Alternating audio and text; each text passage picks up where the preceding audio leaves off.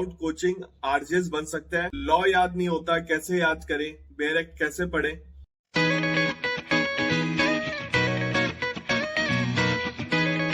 नमस्ते भाइयों, क्या हालचाल है आप सबके और आप सबको गुड मॉर्निंग। एक क्वेश्चन सब बच्चे पूछ रहे हैं कि सर विदाउट कोचिंग आरजेस बन सकते हैं या अदर स्टेट की जुडिशरी क्रैक कर सकते हैं क्या, और कोचिंग लेना जरूरी है क्या, लॉ याद नहीं होता कैसे याद करें, बेयर एक्ट कैसे पढ़ें। और इन चीजों को ही कवर करूंगा आज वीडियो में, क्योंकि इससे रिलेटेड क्वेश्चन इंस्टाग्राम पे बहुत सारे आ रहे हैं।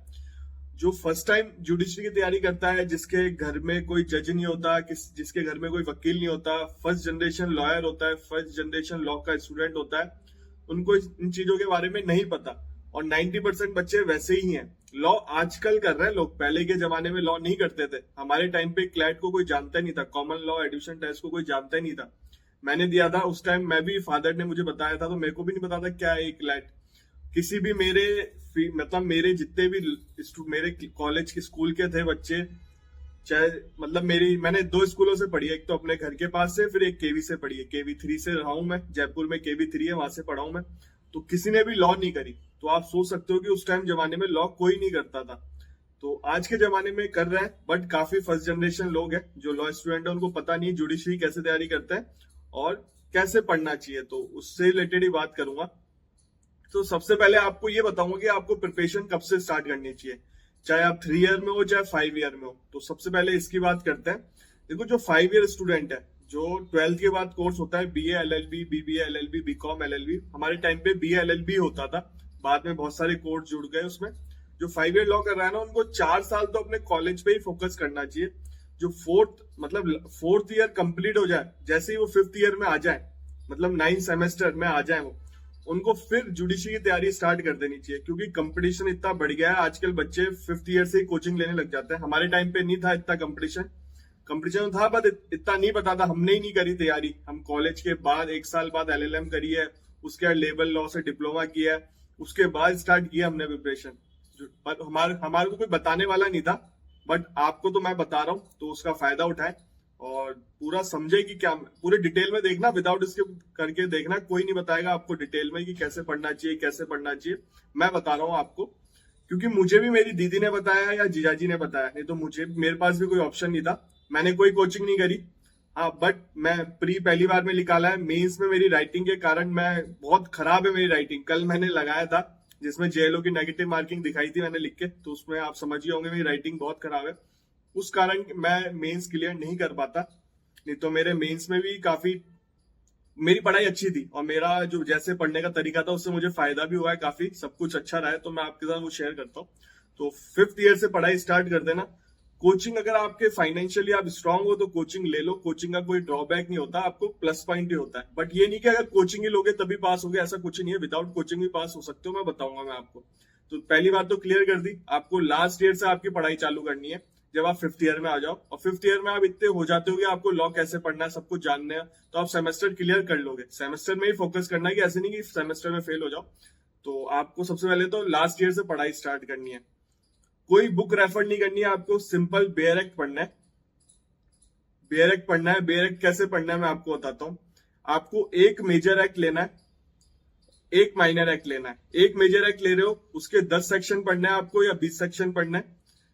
फिर नेक्स्ट डे आपको जो आपने पढ़ा है उसको रिवाइज करना है, 10-20 सेक्शन जो पढ़े थे। फिर आपको आगे बढ़ना है, 10-20 सेक्शन आगे बढ़ना है। ऐसे ऐसे करते हैं आपके मेजर एक्ट स्ट्रांग हो जाएगा। माइनर एक्ट आपको एक दिन में एक करना है।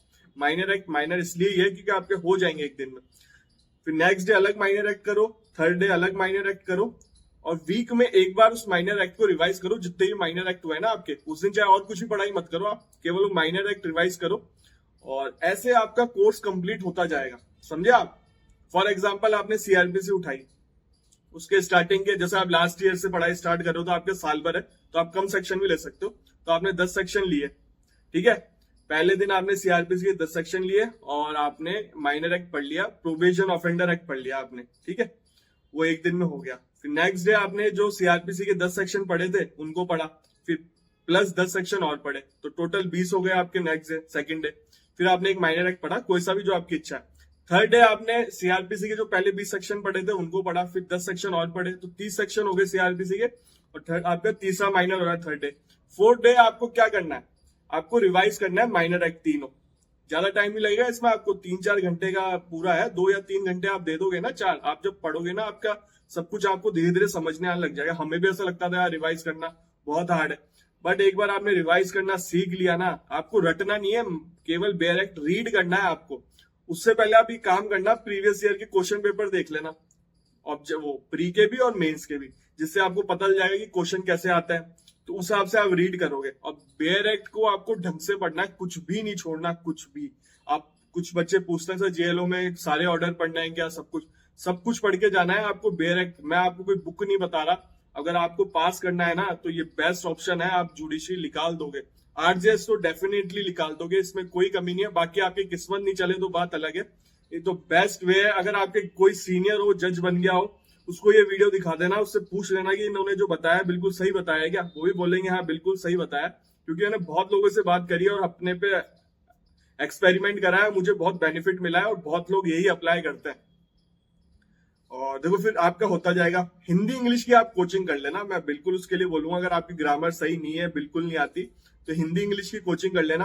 प्री में तो आपको क्वालिफाई करने की जरूरत नहीं है, हिंदी में आपको लॉ में क्वालिफाई करना होता है, प्री में मिनिमम नंबर दे रखे होते लाने होते हैं, पर वो अलग चीज है। और मेंस में भी आपको हिंदी इंग्लिश में क्वालिफाई करने की जरूरत नहीं है, आरजेएस की बता रहा हूँ, लॉ में क्वालिफाई करना पड़ता है।